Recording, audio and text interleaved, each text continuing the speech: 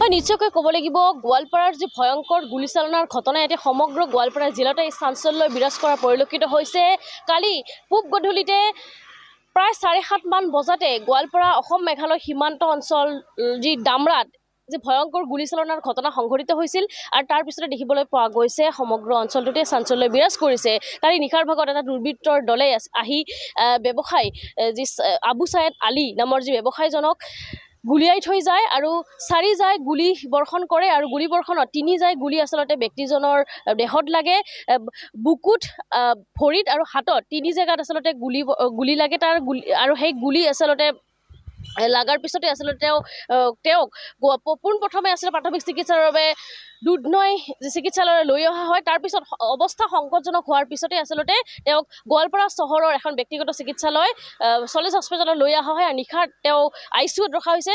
আৰু এই মুহূৰ্তত আমি দেখিবলৈ পোৱা গৈছে আমি চলেজ হস্পিটেলত আছোঁ, পৰিৱেশ দেখুৱাইছোঁ আৰু নিশাৰ ভাগত তেওঁৰ যিহেতু অস্ত্ৰোপচাৰ সম্পন্ন হয়, যিহেতু তেওঁৰ 3 যায় আচলতে গুলি তেওঁৰ দেহত লাগিছিলে আৰু ইতিমধ্যে আচলতে নিশাৰ ভাগত যে অস্ত্ৰোপচাৰ কৰি হস্পিটেল কৰ্তৃপক্ষই জানিবলৈ দিয়া মতে যে অস্ত্ৰোপচাৰ কৰি আচলতে দুটাকৈ গুলি আচলতে উলিওৱা হয়।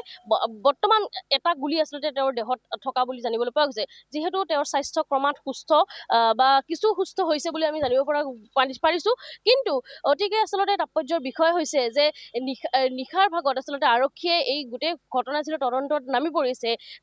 ঘটনাৰ খবৰ পোৱাৰ লগে লগে ঘটনাস্থলীত আৰক্ষী ৰাওনা হৈ আচলতে এই যি ঘটনাৰ তদন্ত পুংখানুপুংখভাৱে তদন্ত আৰম্ভ কৰা দেখিবলৈ পোৱা গৈছে। একেদৰে ইয়াৰ হস্পিটেল মানে চিকিৎসালয়তো আহিছিল আৰু এনেদৰে দেখিবলৈ পোৱা গৈছে আৰক্ষীয়ে তন্নতন্নকৈ ঘটনা আচলতে তদন্ত কৰিছে। কিন্তু ক'ব লাগিব এই মুহূৰ্তলৈকে কোনো ধৰণৰ আচলতে ক'ৰ পৰা গাড়ী আহিছিল বা কোন দুৰ্বৃত্ত কেইজন লোক আছিল সেয়া আচলতে এতিয়ালৈকে ধৰিব পৰা নাই।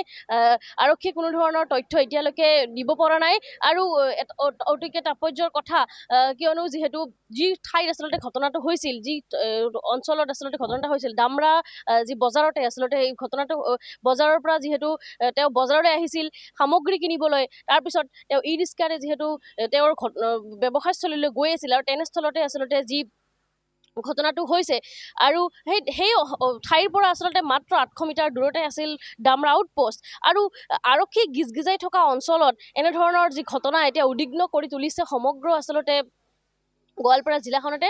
আচলতে গোৱালপাৰা ৰাইজ সুৰক্ষিত হয় নে নহয় তাক লৈ এটা প্ৰশ্ন উত্থাপিত হৈছে, কিয়নো এনেধৰণৰ আচলতে ঘটনা আচলতে গোৱালপাৰা জিলাত হোৱাটো আচলতে সকলোৱে উদ্বিগ্ন প্ৰকাশ কৰিছে। আৰু যিহেতু আৰক্ষীয়ে ইতিমধ্যে তদন্ত কৰিছে যদিও বৰ্তমানলৈকে কোনো ধৰণৰ সুসূত্ৰ লাভ কৰা নাই। ইয়াত তেওঁৰ আত্মীয়সকল আছে, জানিবলৈ চেষ্টা কৰিম। যিহেতু নিশাৰ ভাগতে তেওঁক ইয়াতে লৈ অহা হৈছে, তেওঁৰ পূৰ্বৰে কাৰোবাৰ সৈতে শত্ৰুতা আছে নেকি বা তেওঁৰ লগত কি ধন দাবী ধৰণৰ কেনেধৰণৰ কিবা হৈছিল নেকি জানিব চেষ্টা কৰি। আপুনি কোন হয়?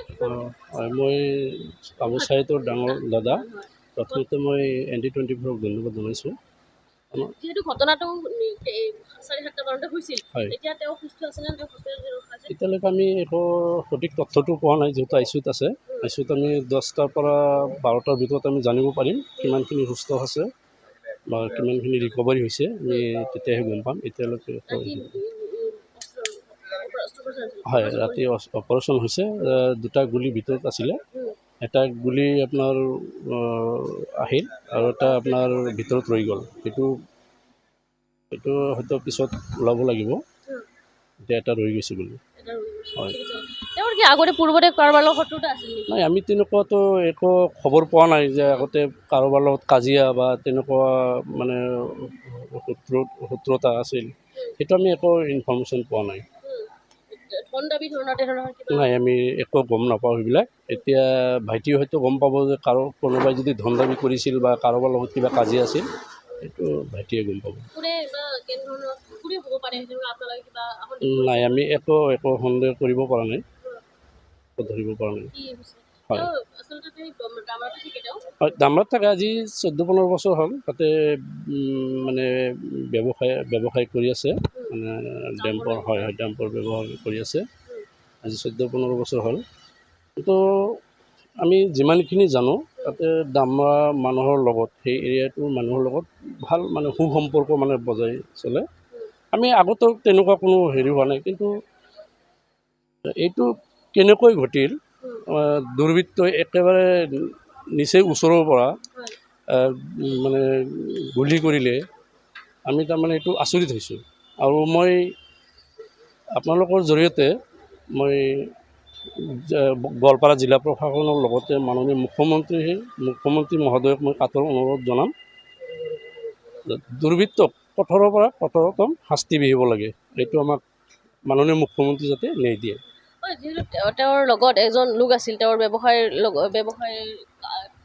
প্ৰতিষ্ঠানত কাম কৰা এজন লোক আছিল, কৰ্মৰত লোক আছিল, তেওঁ লোকজনক কিবা আপোনালোকক জনাইছে কেনেধৰণৰ কোনে আহিছিল কি আহিছিল? নাই, মোক একো জনোৱা নাই এতিয়ালৈকে। আপোনালোকে কথা পাতিছে তেওঁৰ লগত? নাই, কথা পতা নাই। মোৰ সৰু ভাইটি আৰু এটা থাকে, সেয়ে গম পায় গোটেইখিনি। গাড়ী লৈ আহিছে কৈছে, কি কৈছে তেওঁ? নাই, একো কোৱা নাই মোক। মানে দুৰ্বৃত্ত দলটোৱে কেনেকৈ আহিছিল কি আহিছিল একো কোৱা নাই? নাই, সেইখিনি কৈছে যে মানে ভাইটিয়ে আবুচাইতে বজাৰ কৰিব আহিছিল, বজাৰ কৰিব আহি বজাৰ চজাৰ কৰি গৈ আপোনাৰ যেতিয়া ডেম্পৰ সন্মুখত গৈছে তেতিয়াই মানে নিচেই ওচৰৰ পৰা গুলি কৰিছে।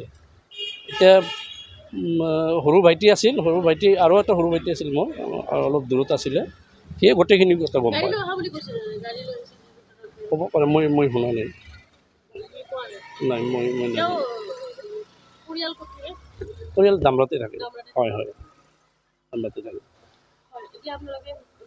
আৰক্ষী এতিয়ালৈকে কাকো ধৰিব পৰা নাই? আমি এতিয়ালৈকে আৰক্ষীৰ পৰা কোনো ইনফৰ্মেশ্যন পোৱা নাই। কাক মানে কোনোবাক যদি কৰায়ত্ব কৰিছে আমি গম পোৱা নাই, বা আৰক্ষী আমাৰ লগত একো যোগাযোগ কৰা নাই এতিয়ালৈকে। তো আমিও আৰক্ষীৰ লগত যোগাযোগ কৰা নাই। আমি যিহেতু হস্পিটেলত আছোঁ, ভাইটিক লৈ ব্যস্ত ইয়াতে, হয়তো আজিৰ ভিতৰত খবৰ পাম। নিশ্চয়কৈ ক'ব লাগিব, এই ঘটনাই এতিয়া চাঞ্চল্য বিৰাজ কৰিছে। পুনৰ কৈছোঁ মই, যিহেতু পূব গধূলিতে এই ঘটনাই আচলতে সমগ্ৰ গোৱালপাৰা জিলাখনতে এখন চাঞ্চল্য বিৰাজ কৰিছে। আৰু নিচেই কাষৰ পৰা আচলতে যি তেওঁক গুলীবৰ্ষণ কৰিছিল, যি ছায়েদ আলী নামৰ যি ব্যৱসায়ীজন আছিল, তেওঁক অতি ওচৰৰ পৰা আচলতে সন্মুখৰ পৰা আচলতে গুলীবৰ্ষণ কৰিছিল আৰু দুৰ্বৃত্তৰ দলটোৱে। আৰু কেইজন লোক আচলতে এই ঘটনাৰ লগত জড়িত আচলতে সেয়াও বৰ্তমানলৈকে পোহৰলৈ অহা নাই, যদিও এখন গাড়ীত দুৰ্বৃত্তৰ দলটোৱে অহা বুলি প্ৰত্যক্ষদৰ্শীয়ে জনাইছে, আৰু এখন গাড়ীত আচলতে আহি পেলাই গুলিয়াইছে বুলি জনাইছে। আমি পৰিৱেশ দেখুৱাইছোঁ, এতিয়ালৈকে যিহেতু আৰক্ষী কোনো ধৰণৰ সূত্ৰ পোৱা নাই বা আৰক্ষীয়ে কাকো এতিয়ালৈকে কৰায়ত্ব কৰা নাই, আমি বৰ্তমানৰ এইখিনি সময়লৈকে যিখিনি তথ্য আছে সেইখিনি আমি জনাবলৈ চেষ্টা কৰিছোঁ।